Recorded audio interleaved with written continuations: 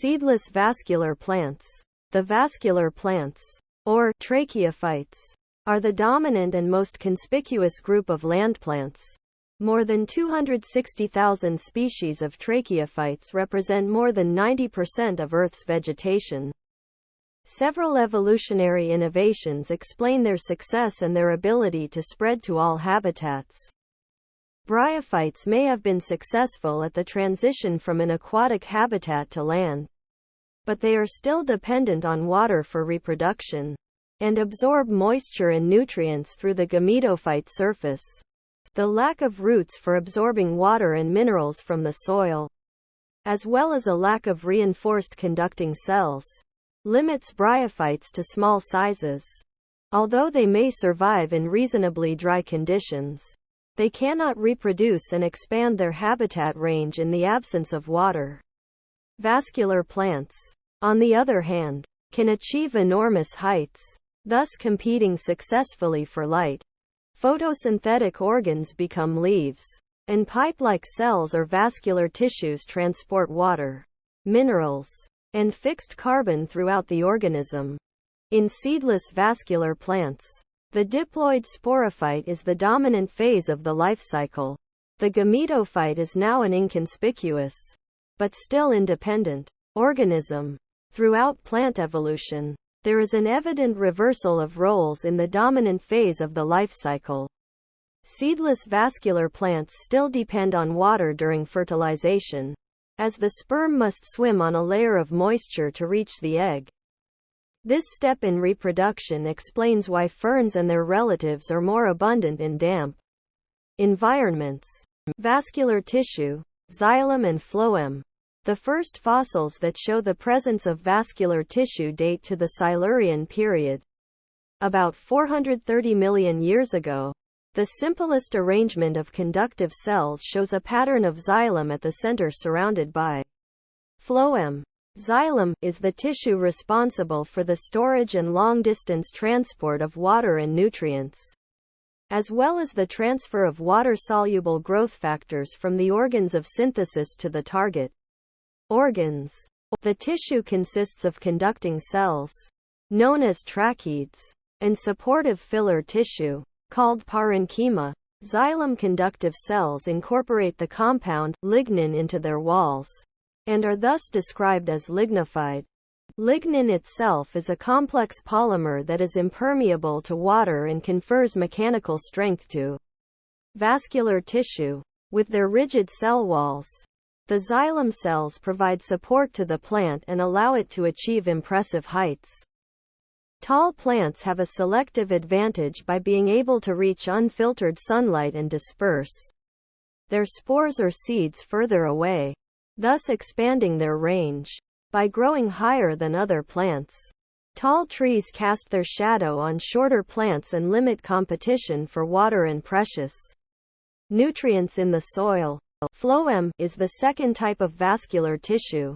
It transports sugars, proteins, and other solutes throughout the plant.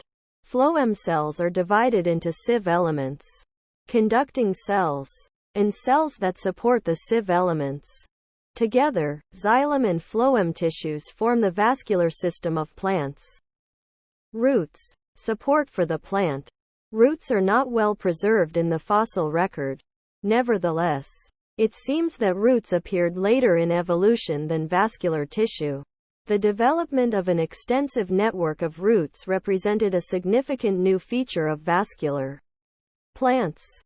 Thin rhizoids attached bryophytes to the substrate, but these rather flimsy filaments did not provide a strong anchor for the plant. Neither did they absorb substantial amounts of water and nutrients. In contrast, roots, with their prominent vascular tissue system, transfer water and minerals from the soil to the rest of the plant. The extensive network of roots that penetrates deep into the soil to reach sources of water also stabilizes trees by acting as a ballast or anchor. The majority of roots establish a symbiotic relationship with fungi, forming mycorrhizae, which benefit the plant by greatly increasing the surface area for absorption of water and soil minerals and nutrients. leaves, sporophylls, and strobili. A third innovation marks the seedless vascular plants, accompanying the prominence of the sporophyte and the development of vascular tissue. The appearance of true leaves improved their photosynthetic efficiency. Leaves capture more sunlight with their increased surface area by employing more chloroplasts to trap light energy and convert it to chemical energy, which is then used to fix atmospheric carbon dioxide into carbohydrates. The carbohydrates are exported to the rest of the plant by the conductive cells of phloem tissue. The existence of two types of morphology suggests that leaves evolved independently in several groups of plants.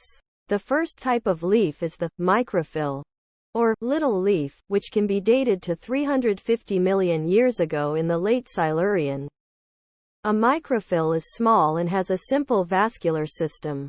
A single unbranched vein, a bundle of vascular tissue made of xylem and phloem, runs through the center of the leaf. Microphylls may have originated from the flattening of lateral branches, or from sporangia that lost their reproductive capabilities. Microphylls are present in the club mosses and probably preceded the development of megaphylls, or big leaves, which are larger leaves with a pattern of branching veins. Megaphylls most likely appeared independently several times during the course of evolution. Their complex networks of veins suggest that several branches may have combined into a flattened organ, with the gaps between the branches being filled with photosynthetic tissue. In addition to photosynthesis, leaves play another role in the life of the plants. Pine cones, mature fronds of ferns, and flowers are all sporophylls, leaves that were modified structurally to bear sporangia. Strobili are cone-like structures that contain sporangia. They are prominent in conifers and are commonly known as pine cones. Ferns and other seedless vascular plants. By the late Devonian period, plants had evolved vascular tissue, well-defined leaves, and root systems. With these advantages, plants increased in height and size. During the Carboniferous period, swamp forests of club mosses and horsetails, some specimens reaching heights of more than 30 meters, 100 feet, covered most of the land. These forests gave rise to the extensive coal deposits that gave the Carboniferous its name. In seedless vascular plants, the sporophyte became the dominant phase of the life cycle.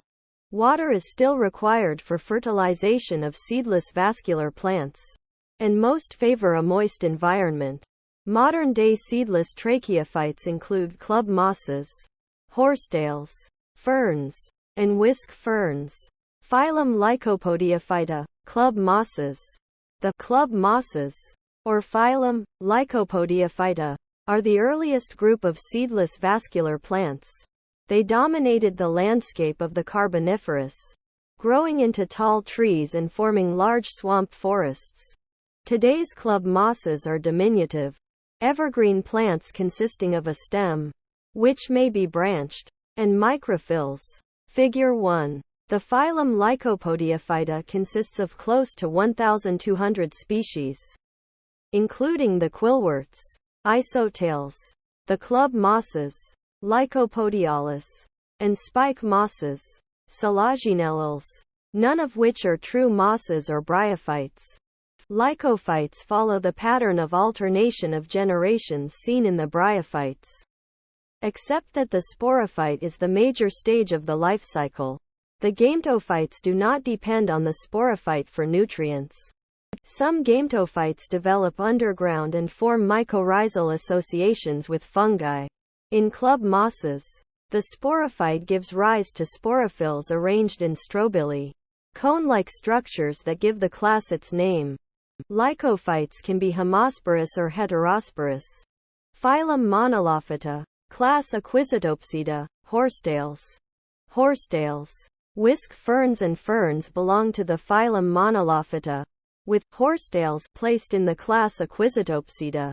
The single genus, Equisetum, is the survivor of a large group of plants, known as Arthrophyta. which produced large trees and entire swamp forests in the Carboniferous. The plants are usually found in damp environments and marshes. Figure 2. The stem of a horsetail is characterized by the presence of joints or nodes.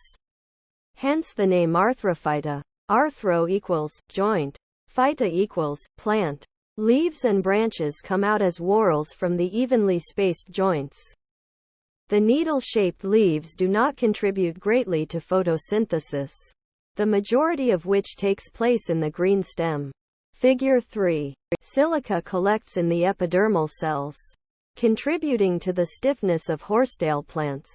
Underground stems known as rhizomes anchor the plants to the ground. Modern-day horsetails are homosporous and produce bisexual gametophytes. Phylum monilophyta. Class Psilotopsida. Whisk ferns. While most ferns form large leaves and branching roots, the whisk ferns, class Psilotopsida, lack both roots and leaves, probably lost by reduction.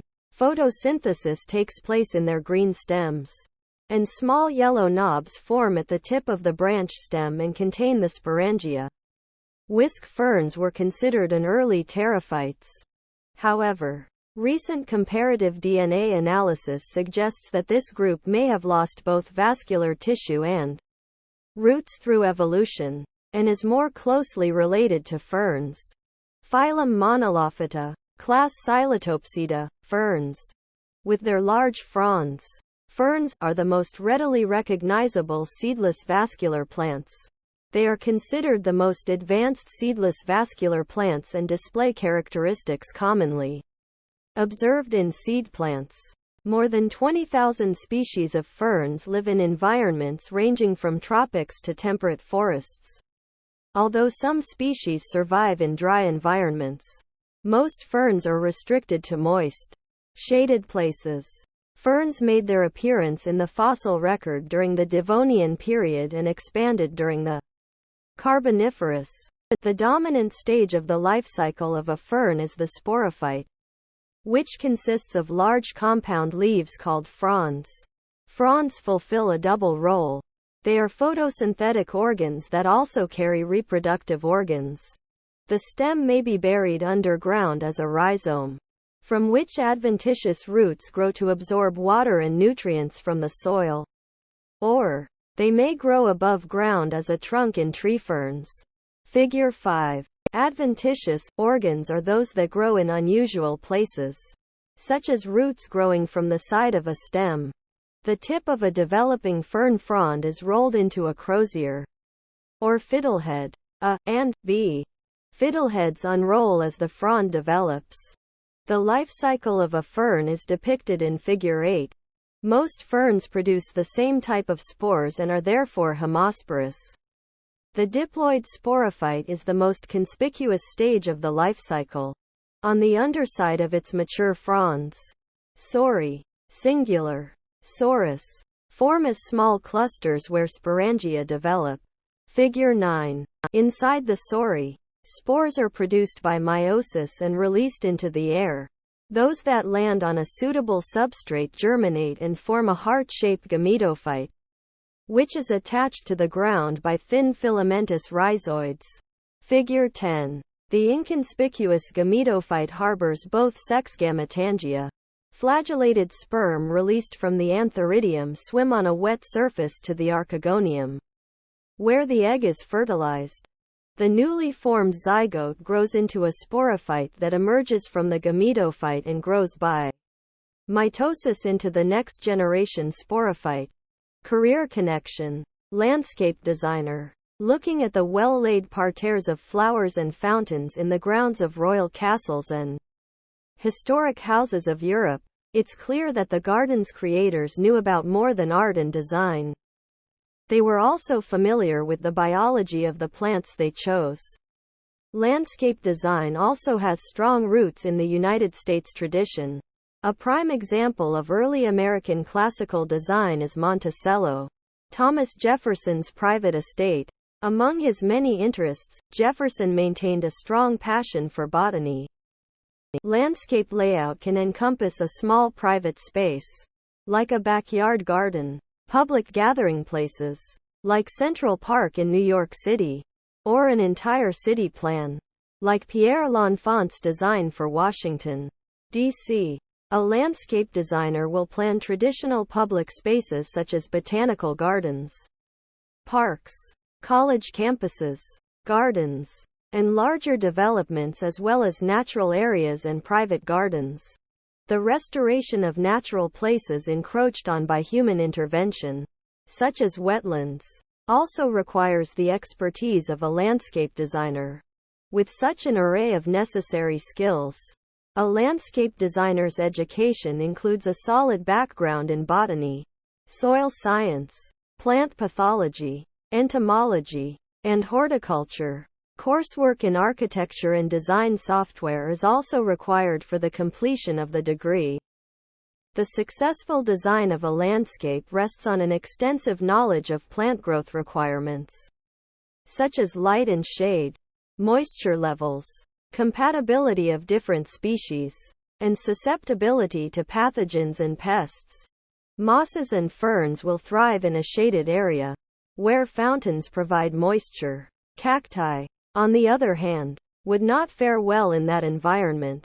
The future growth of individual plants must be taken into account to avoid crowding and competition for light and nutrients. The appearance of the space over time is also of concern. Shapes, colors, and biology must be balanced for a well-maintained and sustainable green space. Art, architecture, and biology blend in a beautifully designed and implemented landscape. The importance of seedless vascular plants.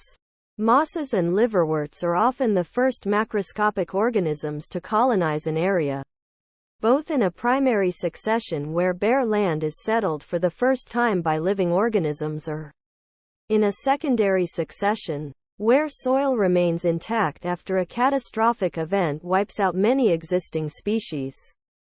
Their spores are carried by the wind, birds, or insects. Once mosses and liverworts are established, they provide food and shelter for other species. In a hostile environment, like the tundra where the soil is frozen, bryophytes grow well because they do not have roots and can dry and rehydrate rapidly once water is again available. Mosses are at the base of the food chain in the tundra biome. Many species from small insects to musk oxen and reindeer depend on mosses for food. In turn, predators feed on the herbivores, which are the primary consumers. Some reports indicate that bryophytes make the soil more amenable to colonization by other plants. Because they establish symbiotic relationships with nitrogen-fixing cyanobacteria, mosses replenish the soil with nitrogen. At the end of the 19th century, scientists observed that lichens and mosses were becoming increasingly rare in urban and suburban areas, since bryophytes have neither a root system for absorption of water and nutrients, nor a cuticle layer that protects them from desiccation. Pollutants in rainwater readily penetrate their tissues. They absorb moisture and nutrients through their entire exposed surfaces. Therefore, pollutants dissolved in rainwater penetrate plant tissues readily and have a larger impact on mosses than on other plants. The disappearance of mosses can be considered a bioindicator for the level of pollution in the environment. Ferns contribute to the environment by promoting the weathering of rock, accelerating the formation of topsoil, and slowing down erosion by spreading rhizomes in the soil. The water ferns of the genus Azolla harbor nitrogen-fixing cyanobacteria and restore this important nutrient to aquatic habitats. Seedless plants have historically played a role in human life through uses as tools, fuel, and medicine. Dried peat moss, sphagnum, is commonly used as fuel in some parts of Europe and is considered a renewable resource. Sphagnum bogs, Figure 12, are cultivated with cranberry and blueberry bushes. The ability of sphagnum to hold moisture makes the moss a common soil conditioner. Florists use blocks of sphagnum to maintain moisture for floral arrangements. The attractive fronds of ferns make them a favorite ornamental plant. Because they thrive in low light, they are well suited as houseplants. More importantly, fiddleheads are a traditional spring food of Native Americans in the Pacific Northwest, and are popular as a side dish in French cuisine. The licorice fern, Polypodium glycyrrhiza, is part of the diet of the Pacific Northwest coastal tribes, owing in part to the sweetness of its rhizomes. It has a faint licorice taste and serves as a sweetener. The rhizome also figures in the pharmacopoeia of Native Americans for its medicinal properties and is used as a remedy for sore throat. By far the greatest impact of seedless vascular plants on human life, however, comes from their extinct progenitors, the tall club mosses, horsetails, and tree-like ferns that flourished in the swampy forests of the Carboniferous period gave rise to large deposits of coal throughout the world.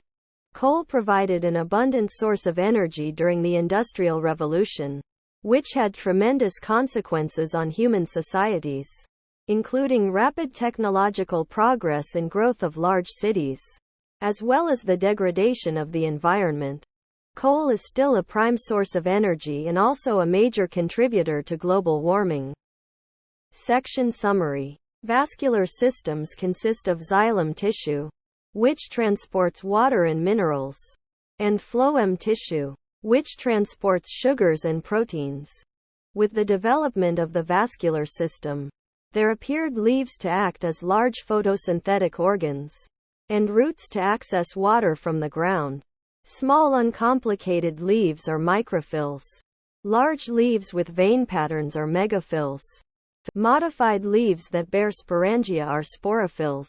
Some sporophylls are arranged in cone structures called strobili. The seedless vascular plants include club mosses, which are the most primitive, whisk ferns, which lost leaves and roots by reductive evolution, and horsetails and ferns. Ferns are the most advanced group of seedless vascular plants.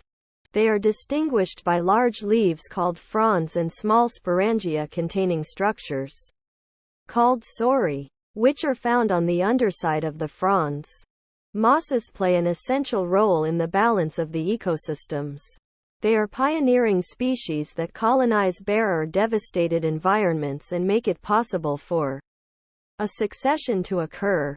They contribute to the enrichment of the soil and provide shelter and nutrients for animals in hostile environments. Mosses and ferns can be used as fuels and serve culinary, medical, and decorative purposes. Thank you for watching BookTube channel. Make sure to smash the like and subscribe buttons to receive notifications about new contents.